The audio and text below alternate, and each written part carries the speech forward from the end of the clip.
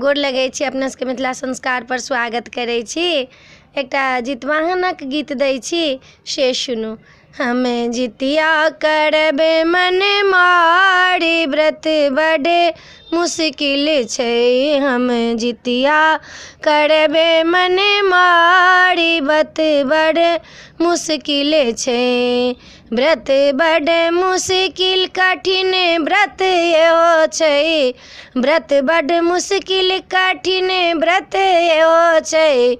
हमे जितिया करबे मन मार, कठिन व्रत एहो छै। हम जितिया करबे मन मार, मुश्किल व्रत एहो छै। सब्जी नहीं कटबै केसो नहीं झड़बै, सब्जी नहीं कटबै केसो नहीं झड़बै। भानस नहीं करबै, चाय नहीं बनेबै, नहीं कटबै धागा के टोन। व्रत बड़े मुश्किल छै। हम नहीं कटबै धागा के तोर, बड़े व्रत बड़े मुश्किल छै।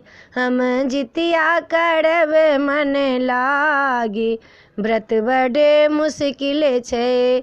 जखन धरि अष्टमी रहतै तखन धरि सहबै, जखन धरि अष्टमी रहतै तखन धरि सहबै।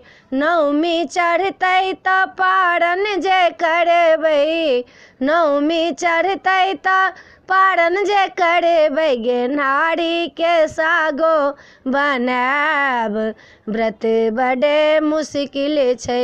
हम जितिया करबे मन मारी, व्रत बड़े मुश्किल छै।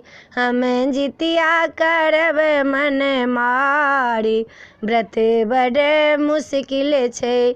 हम जितिया करबे मन मारी, व्रत बड़े मुश्किल छै।